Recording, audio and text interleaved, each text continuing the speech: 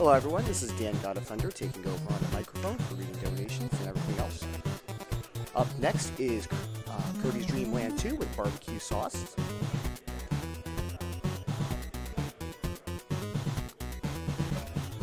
Just a couple of donations. We have a $50 donation from Punk Jedi saying, I thought I was the only one that knew about Gargoyle's Quest. I'm glad to see it getting some love.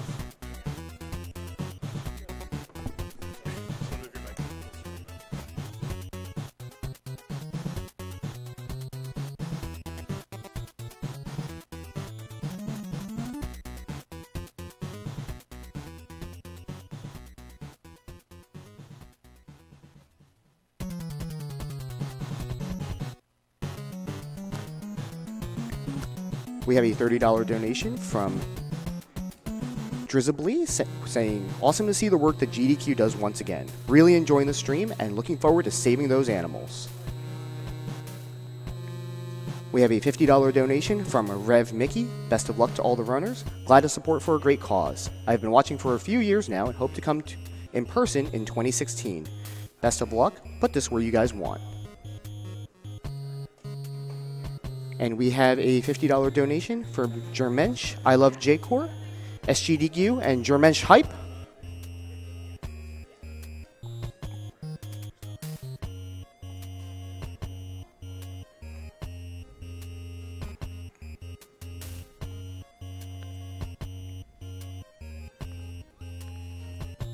And just to let you guys know, we do have a couple of upcoming bid wars coming up and donation incentives for the Kirby block. We have the controller cam for Kirby Superstar being run by Used Pizza, which is at $1,953.60 out of $3,000. And there is an upcoming bid war for which game we will be playing between Kirby's Avalanche and Dr. Robotnik's Mean Bean Machine. Currently, Dr. Robotnik's Mean Bean Machine is in the lead, $1,051 to Kirby's Avalanche's $967.35. So if you guys have a preference for which one you'd like to see, get your donations in.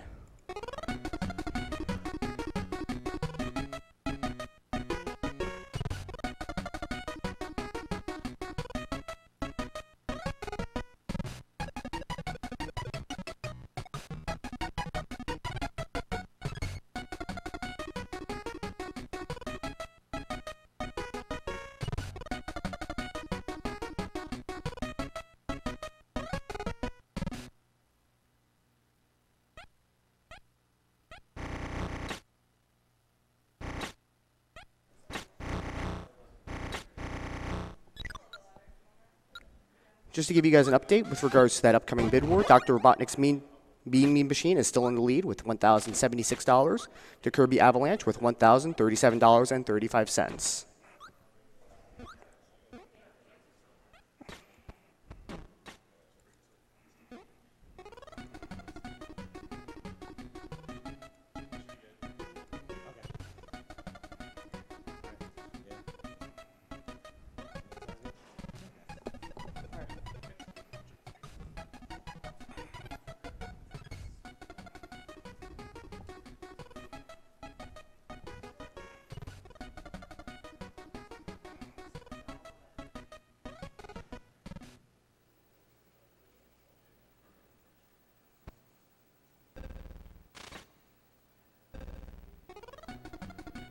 I'm good to go?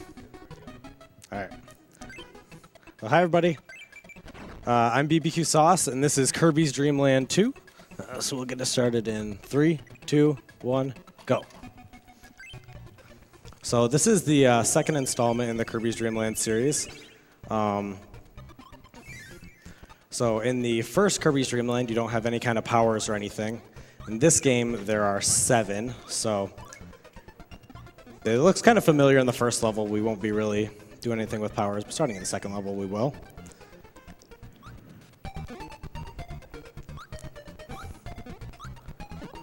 There's also 3 animal friends in this game. Rick the hamster, Coo the owl, and Kind the fish. We'll be making some use of 2 of them. One of them we don't like so much in the speedrun. He's not very fast. So coming up here, we have our first power, the fire power. It's pretty good for when you're using Kirby, because it makes you go fast. It's basically the second fastest movement option right next to Coo the Owl. Here's our first mini boss. His name is Afridi, and he has the firepower. So you can see that first star dealt 4 damage to him, and then I hit him with 2 more stars for the other 8 damage. Every mini boss has a life bar of 12. That'll require 3 hits with ability stars, but it'll be a different amount if you're actually using them, if you're hitting them with powers. But that 12 life will be an important factor in the strats for some of the later mini bosses. And when I beat that mini boss, you may have seen a sack fall down to the ground. That contained Rick the hamster.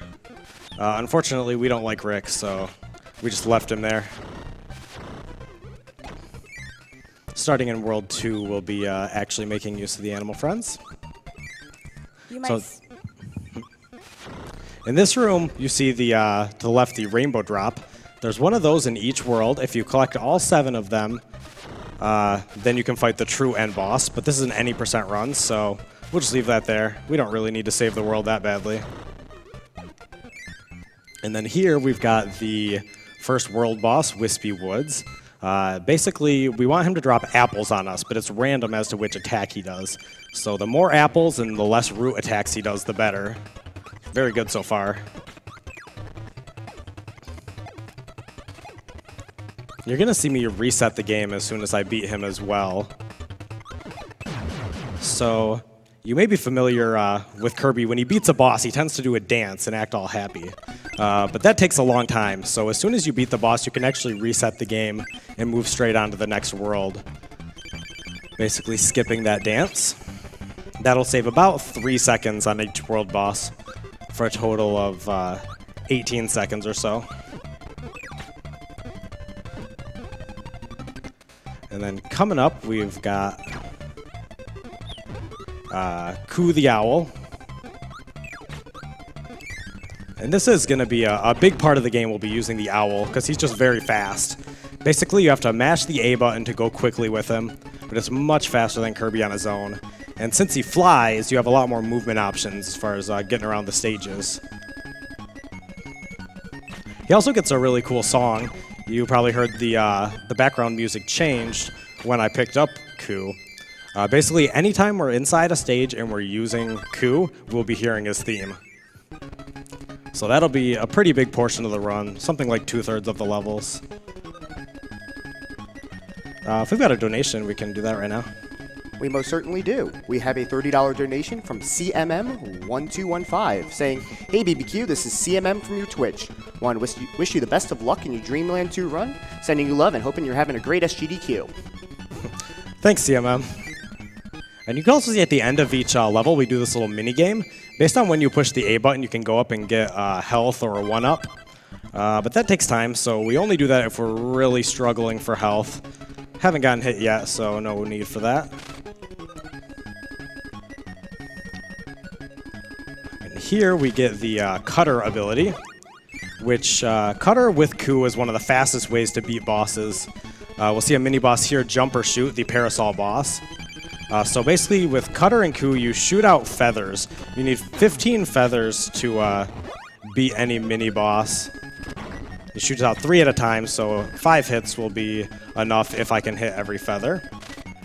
That sack there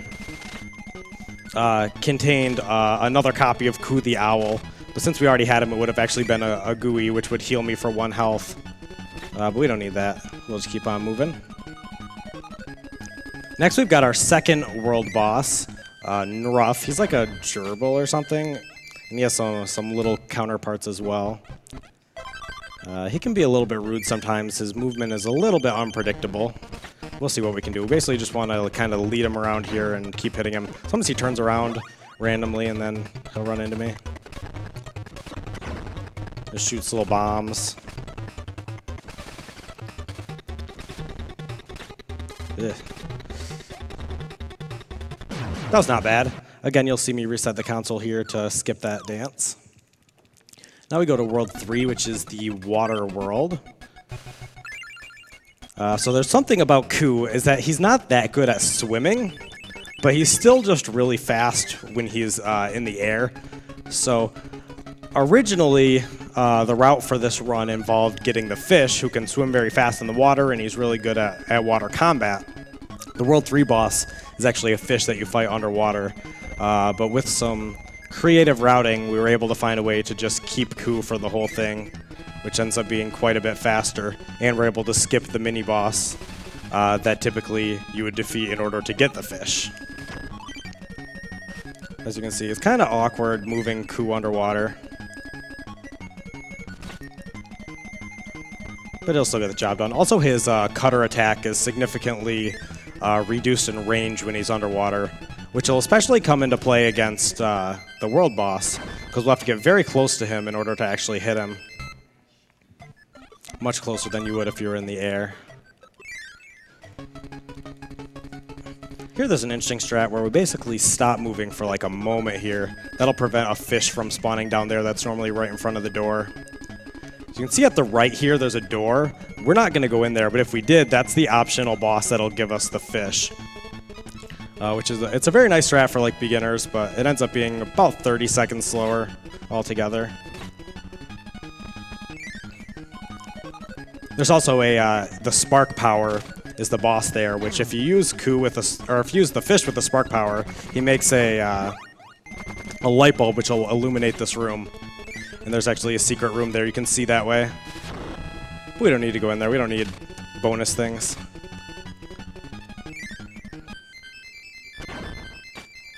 Anytime Kirby gets hit, he loses whatever power he has, and if you have Ku or Kirby, or Rick actually, who we don't use underwater, then you can't get it back. So it's really key in this next level not to get hit underwater, because then you don't have anything to fight the boss with. Yeah, exactly. So this is probably the most important spot for me to focus in the game. So when I get to the third room here, I'm probably not going to talk. So there's like water that pushes you all around this like maze thing. And if I get hit by any of the fish under there, it'll make the world boss go significantly slower. So hopefully we'll get this. We'll see how it goes. It's an extremely hard room. It's really hard. So if you have any donations or anything, now would be a good time. Okay, sounds good. We have a $50 donation from Abby Severson saying, "Woohoo, Kirby block, get hype. I love Kirby and I love donating to a good cause. Thank you for always putting on these wonderful marathons. You guys help so many people by doing what you do. Put my donation to Kirby's Avalanche. Gotta extend that Kirby block even further." So when they were writing this game, they originally thought that this would be a TAS-only trick, just because the movement of Kirby in the water was so hard. We got it.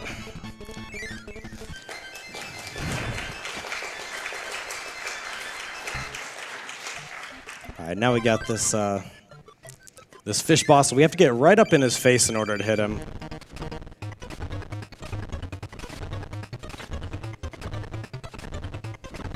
This is much faster than it would be if I had no power. I'd be like shooting bubbles in his face and dealing basically no damage.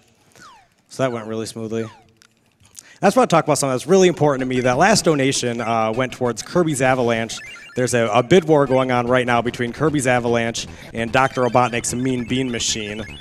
So I really want to make sure that Kirby's Avalanche is the one that gets played a couple games from now. So make sure to get your donations in for that. That's very important. So this is World 4.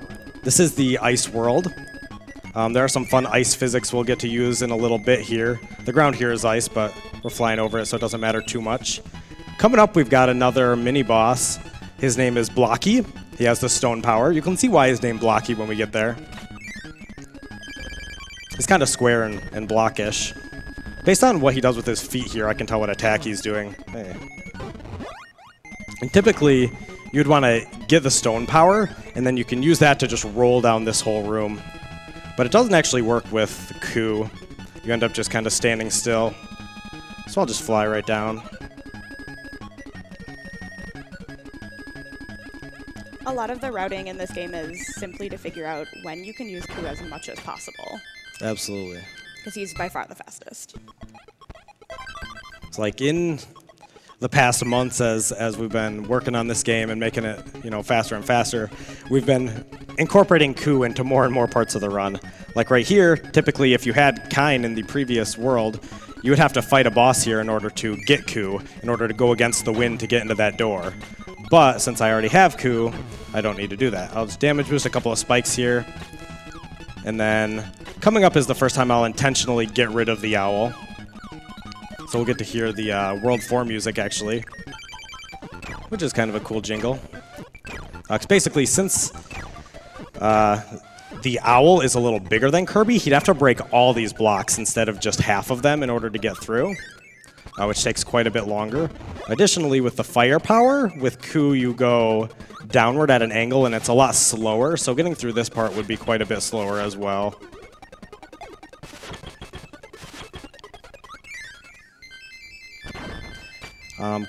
Coming up, we've got Mr. Frosty, who is another mini-boss. There's a quick kill on him that hopefully I'll be able to pull off. Basically involves hitting him 3 times with fire, and then dropping my power and using his own attack against him at the same time to deal the other 8 damage. But I'm also using ice physics here, so it's kind of tricky. Alright, we got it.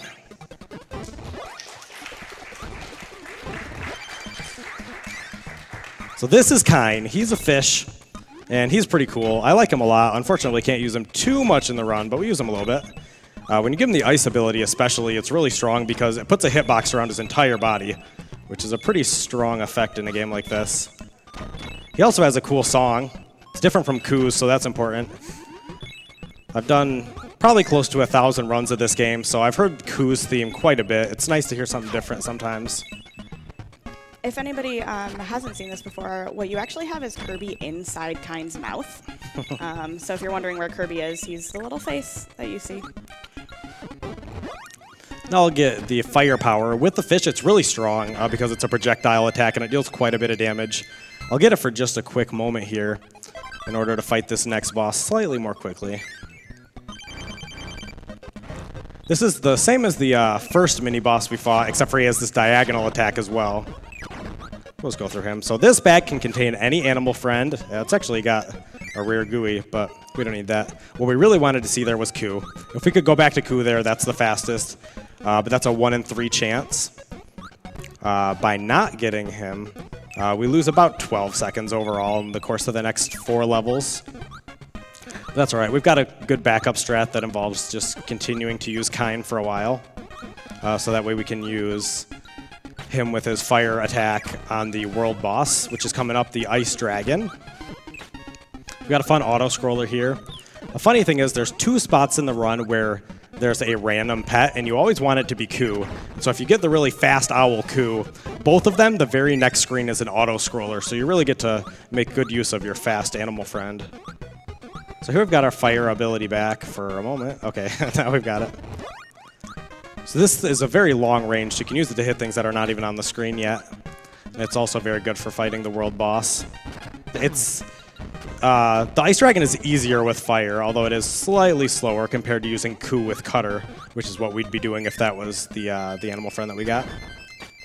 Now we got the Ice Dragon. The strat here is pretty simple. There's a few ways that he can use certain attacks that'll make it worse, but sometimes he'll just walk right towards me and I can just spam this button the whole time. We'll see how that goes. If he flies up, that's bad, and that's exactly what he did. And use his Ice Breath, that's also kind of bad. He did not feel like cooperating here.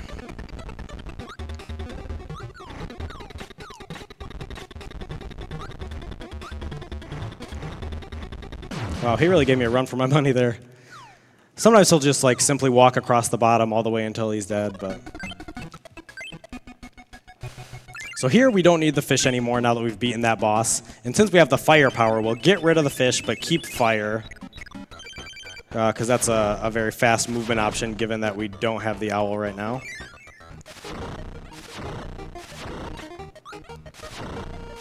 Fire is really tricky because it's very fast, but at the end of the attack you're really vulnerable because you have kind of a time when you can't do anything. So you have to really know where all the enemies are before you use the attack. So that was something in learning this game. I would frequently get hit right at the end of the attack. But fire's really good here. There's a lot of things that are nice to just bust through because you're completely invulnerable while you're using the fire. You can get through Gordos, you can get through anything.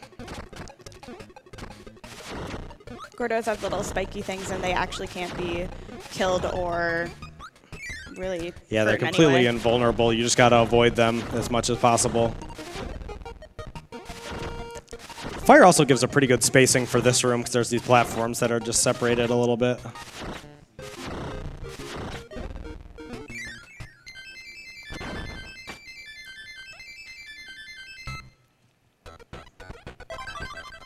Coming up, we got 5-2. This room has a lot of Bronto Birds. Or, actually, this room has Bouncy Ties, which are these bouncy guys. Bronto Birds are coming up later. Oh, there's a couple of them. These flying guys on the left. I thought they were here. Then we got our mini-boss, Wayu. He has the cutter ability. We'll do a strat on this similar to what we did on Mr. Frosty earlier on. Luckily, we don't have ice physics, so it's a little bit easier. Now we got another fun auto-scroller. One interesting thing is a lot of the auto-scrollers in this game have free health refills, which is nice because I can grab them without losing any time in the run, since I've just got to wait for the auto-scroller anyway. Get to do Kirby's really cool animation here where you just jump a lot. I think he looks cute. We can do a donation if we got one. All right. We have a $10 donation from Mev204 saying, "Hey BBQ, it's your senpai here. Managed to get the day off of work to catch your run, so it better be a good one. Much love and all the best on your run. Money goes to Runner's Choice." Thanks, Mev. We're definitely putting that towards Kirby's Avalanche. Speaking of that, do we have time for one more donation? Yeah, go ahead. Thank you. $60 from Anonymous saying, "Hi, wanted to donate earlier, but had some trouble sorting things out, so I had to keep it till later. I heard that the streamer wanted Kirby's Avalanche to win, so I'm happy to comply. Please put all $60 on Dr. Robotnik's Mean Bean Machine winning the bid war." Great. So here, you may have seen the 3 doors at the beginning of this level. You can actually choose which animal friend you want based on which door you go in. The one in the water gives you the fish, the one up high gives you the owl, and the one on land gives you the hamster. But we choose the owl. We may be coming back there later. Hopefully we won't, but there's a 2 out of 3 chance that we actually will, because there's a later spot where we get a random animal that we really want Ku, but most of the time it doesn't happen.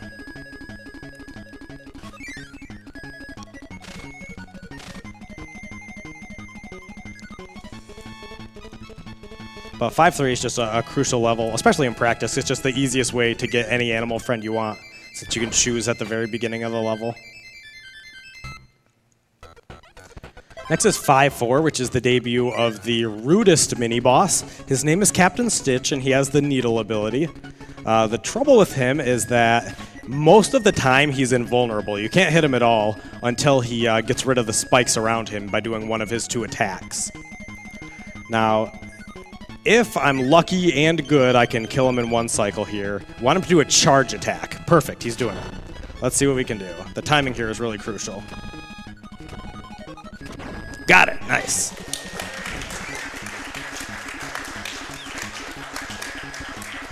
So here we'll get to see Ku with the fire ability. Like I said, it just goes down at an angle, and it's a bit slower than if Kirby's by himself using it, but it is pretty helpful in the very last part of this stage because there's a lot of spots with there's some Gordos, which are the enemies we said that are completely invulnerable. There's also Scarfies, which are an enemy that when you defeat them, they blow up. And there's quite a long animation where if you run into it, you'll get hit. And this attack is perfect for just getting through all those and some star blocks very, very quickly. This is one of the newer strats as far as the routing of this. Before, it was always kind of a matter of just trying to wing it, but this is much easier and more consistent. Just get right through there.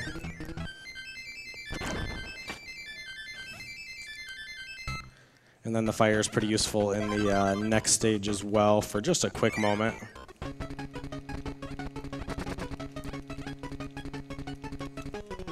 Just right for getting through there. That guy a lot of times will shoot me. It's kind of rude. Just random for how long he waits before he does his attack. But I didn't need that fire ability anymore. And these guys, one of them's going to hit me because they do every time. Doesn't really matter. Now we go back to a tried and true ability like Cutter, which will be good for the world boss coming up. Which actually 2 bosses, Mr. Shine and Mr. Bright, which we'll see in a moment. First we get to do a fun auto-scroller. And again, there's a health refill in this one as well. We can do a donation. All right, we have a $20 donation from Swordsman Kirby saying, "Hey BBQ, nice blob girl RNG. It's not too late to do a 100% run." Thanks, Swordsman Kirby. 100% is an interesting category. Swordsman Kirby runs that. I run it a little bit. But it involves getting all 7 rainbow drops. You also have to do a mini game in each world. After you beat the boss, you can go back in and do a mini game where you have to collect stars. You also have to get the rare GUI that I found already in World 2. And then you fight the true end boss, Dark Matter. But I think it is too late to do 100% because I've skipped a lot of those things already. So here we've got Mr. Shine and Mr. Bright. Each of them has a separate health bar. And this is maybe the toughest fight in the run. That or Kracko. They both have a lot going on.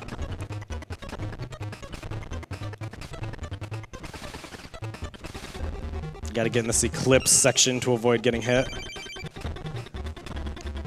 It's really all about spacing and just knowing the timing of the attacks. Yeah. All right, that wasn't the worst. Again, we reset the game to skip that dance, and we go on to World 6. I think it's called Cloudy Park. This is probably the hardest world in the run altogether. Home to Kracko, one of the hardest bosses. It's also a lot of fun. There's some neat things we get to do in this world. It also looks really cool. I just love the look of all these clouds and everything.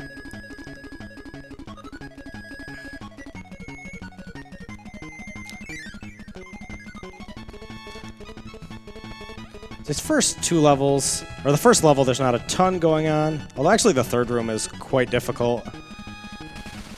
But it doesn't matter if I get hit actually and lose my power because I'll be forced to get rid of it in the following level anyway. Additionally, in the next level, I am forced to get rid of Ku because there are some blocks that can only be broken by the ice ability. And if you use Ku with the ice ability, he can't reach the blocks just the way the animation is. So I'll be getting rid of Ku here and just going regular Kirby with ice, which is a cool ability. Basically, you just shoot ice out of your mouth. We'll get to use that a little bit in the following level. Sometimes that guy just attacks very quickly. Nothing you can do about that. But it doesn't matter since I don't need my power anyway. So now we're back with Kirby just walking along, which we haven't seen actually since World 1. We've always either had Fire or Ku.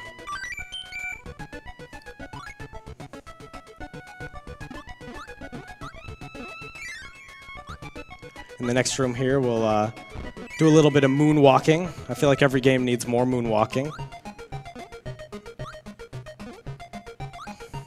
And coming up is 6-3, which is probably the toughest level in the game as far as the speedrun is concerned.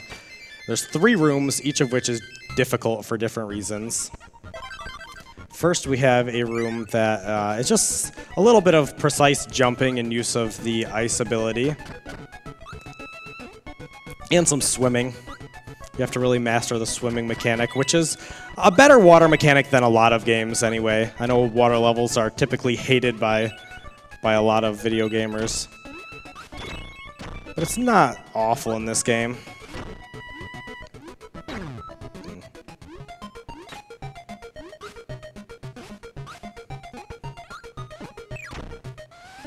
And next we have this room that pushes you all the way around, and there's some barriers between the layers. I really have to time my fires here. Perfect. All right, that is probably the hardest room in the game.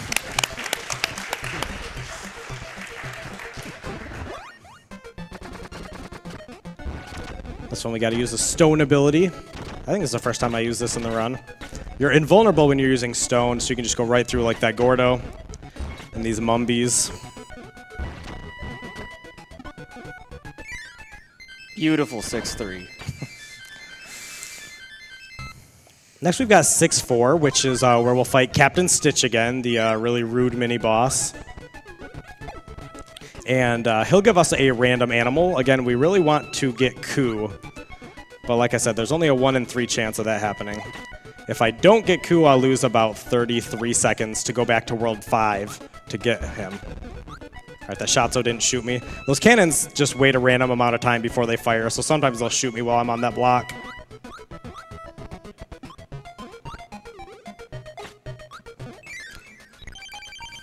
So this one is kind of easy just because I don't have Ku, so I'm just waiting for his cycles anyway. Hopefully he'll attack me quickly instead of just waiting around for a while.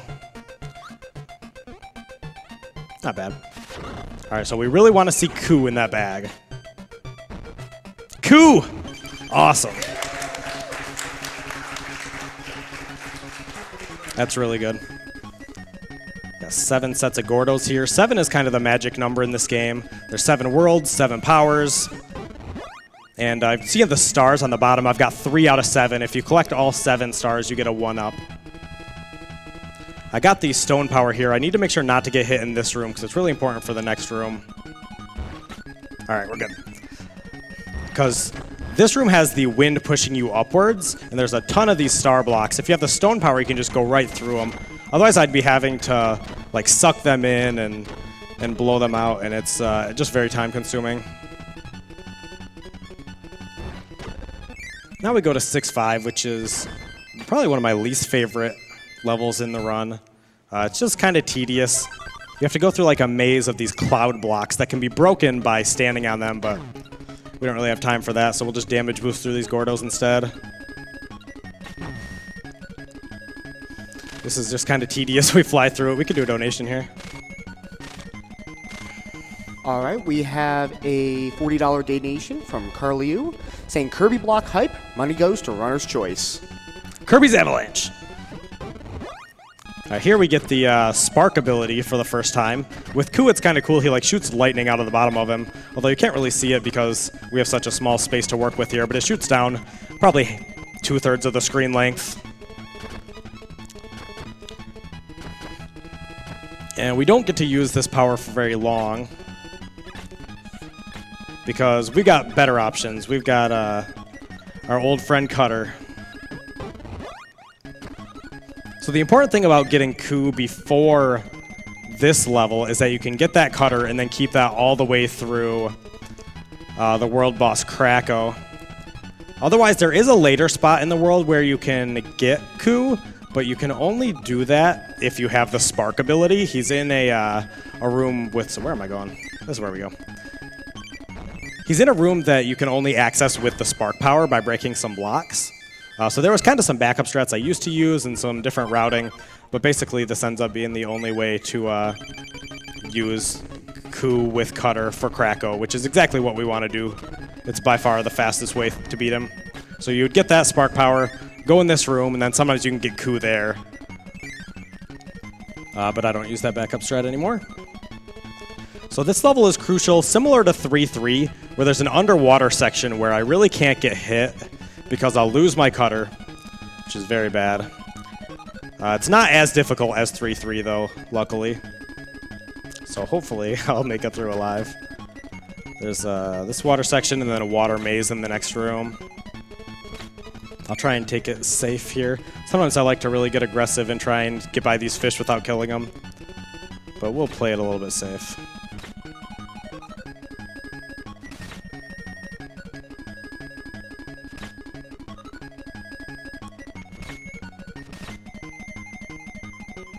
All right, we're good.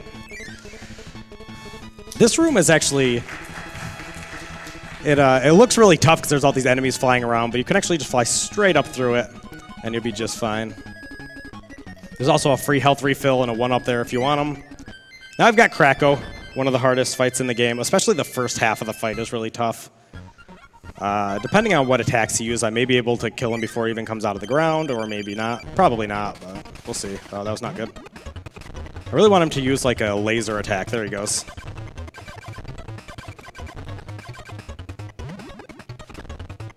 Oh, that's really good. He did it twice. That doesn't happen very often. That's really helpful. Now, when he's in this form, he actually has really long invincibility frames, longer than any other enemy in the game. Because he has a little animation where he spins his eye around. But this fight is really all about just knowing exactly how long that is and hitting him accordingly and kind of just walking around with him as he does his attacks. You want to hit him with 3 feathers most times, but This attack is really nice because he just kind of stands still and you can beat him up for quite a long time. All right. On to World 7, the final world. So World 7 has 7 levels. Each of them has a different one of the mini-bosses. And they all kind of have an updated moveset. A lot of them move more quickly. They have new attacks and different things like that. And so the strategies to kill them are a little bit different sometimes. Additionally, an interesting thing about this world is that levels 1, 2, and 3, the way the stage is laid out is the same as stage 4, 5, and 6, but mirrored. And then World 7 is like right in the center, and it's unique. This room is actually really kind of troublesome. So you've got these bouncy ties that'll come at you from both sides. Hopefully I can avoid all of them. You can see something about Kirby's hitbox here. Really only Ku can be hit. Yeah. Kirby himself is not part of the hitbox when you have Ku. That was good. 7-2, we get to do some swimming. Everybody likes swimming in video games.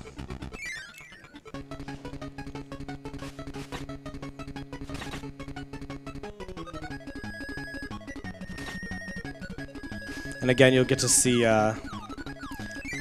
Kirby's interesting hitbox on the next screen. Just go right through these guys. Here's a spot where you can sometimes get a backup owl from the bag at the top there. We don't need it, we still got it. You can also get a backup cutter here. So this is kind of forgiving in that if you have lost your power or your animal, you can sometimes get them back. We've got Master Green, who is not much different than he is the first time. He's a little faster is all. Sometimes he feels like jumping around a lot, which is not too good. All right.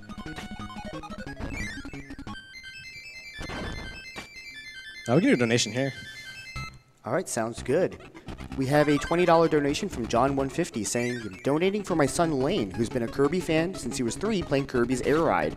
Kirby Avalanche for the win. Awesome.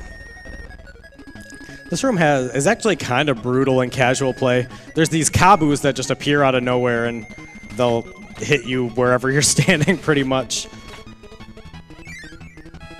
Then we got a fun auto-scroller here. Again, there's a full health refill in this level.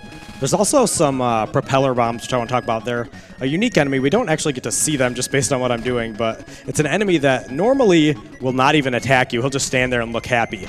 But if you have any of the 3 animal friends, then they'll get really mad and just come straight at you. I guess they hate animals.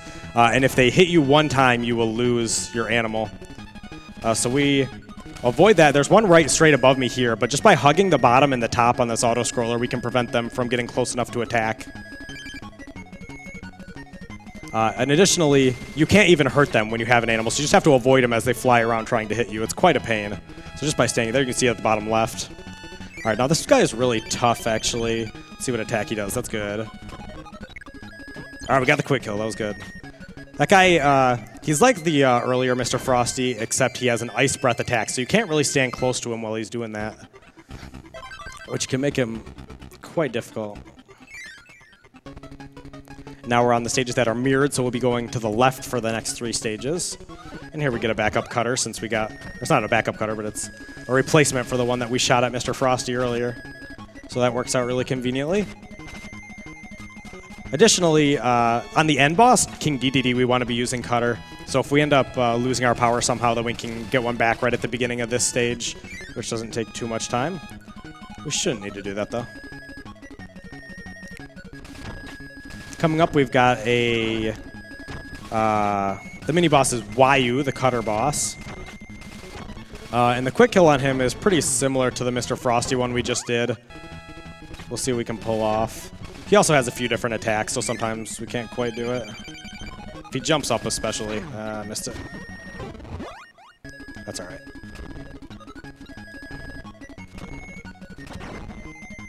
That wasn't too bad. 7-5, we do some swimming again. It's important for me to remember on most levels, you like press up and left or up and right at the beginning, but on level 2 and 5 here, you go down at the beginning. And that was something that was really tough for me learning this game. I would always just instinctively press up at the beginning of these 2 stages, and I would always end up going the wrong way.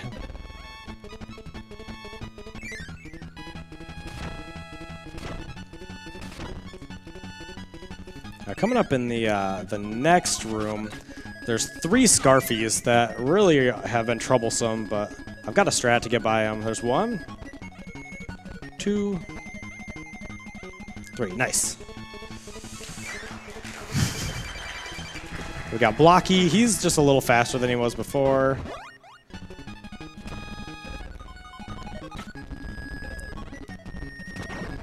Not too bad.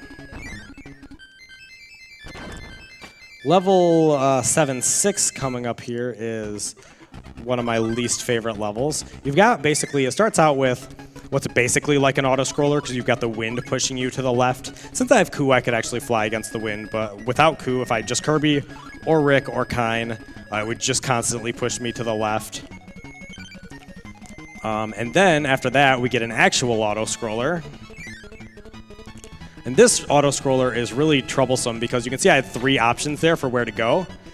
That happens 4 times, and if you ever choose the wrong direction, the stage will just crush you and you die. So for casual players, that's pretty rough because they're not going to know which way to go. I remember as a kid just dying and dying and dying on the stage as I tried to learn my way through it. And then after this auto-scroller, you get the very hardest mini-boss fight in the game, which is Captain Stitch again, but he's a lot faster than he was before. Additionally, his vulnerability period is much shorter. So there's only a very short amount of time where you can hit him. I've one-cycled him once before, so I don't expect that I'll be able to do that here. But if I get a 2-cycle, I'll be happy. But you can really only do that if he does his charge attack. If he throws his spikes at me, that'll be bad. Okay, that's good. That's really good. The timing is crucial. All right, maybe we can get this. Ah, nope. All right, not too bad. Next, we got 7-7 coming up, which is a stage I really like. It just has a lot of rooms, which is kind of weird, but it's like they're very short rooms, and each one's different, so it's fun. It just feels good when you remember exactly what you have to do on each room, if that makes any sense.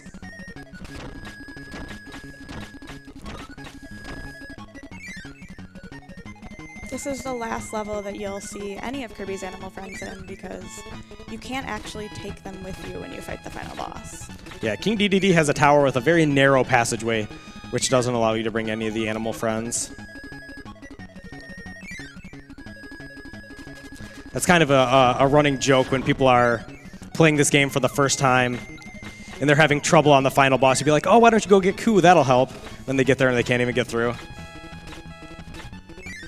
This jumper shoot, he spawns right on top of you, which is very rude of him, I think.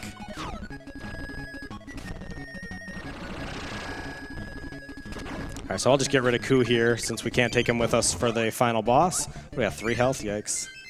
We'll get some health here. I don't really feel like dying on the end boss here, so now we got King Dedede. I use the cutter power on him. I'll have to hit him with 40 cutters. He has 1 attack where he makes 2 stars at once, in which case I'll use those to hit him. Which will shorten it a little bit. And we'll get to hear King Dedede's awesome theme.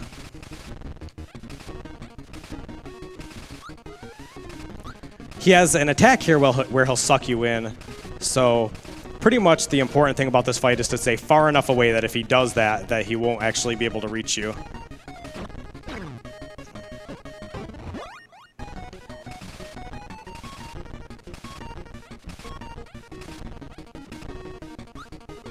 There it is.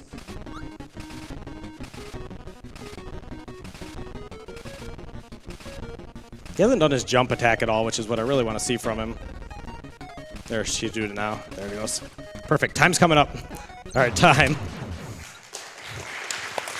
40-18. That is really good. That's like 22 seconds off of world record. So that's pretty good. If anyone was wondering how BBQ knew the names to all these random enemies, the game tells you all of them in the credits. Yep, right here, after you beat King Dedede, tells you the name of every enemy in the game, as well as Rick, Kine, and Ku.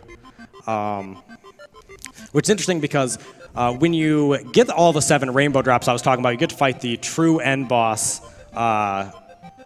Dark Matter is his name. And if you beat him, it goes to an actual credits where it tells you who made the game, and then you can't see this anymore. But yeah, I'm BBQSauz. This is Tesselberry, and this is Pants. Thanks for watching, everybody. This was Kirby's Dream Land 2. Next, we got Kirby's Avalanche, or no, we got Kirby's Tilt and Tumble, Yep. which is awesome. Seriously, guys, stay tuned for that, and get in those donations for Kirby's Avalanche, because we don't really want to watch Dr. Robotnik's Mean Bean Machine. Come on, let's get real. And seriously, don't go anywhere because controller cam for Tilt and Tumble is so cool. It's so good. Seriously, watch it. All You're right, in thanks, for a good guys. surprise. Yeah. Thank you guys for taking the words straight out of my mouth. With regards to Kirby's Tilt and Tumble, I definitely agree. You will not want to miss that. Speaking about the bid war between Kirby's Avalanche and Dr. Robotnik,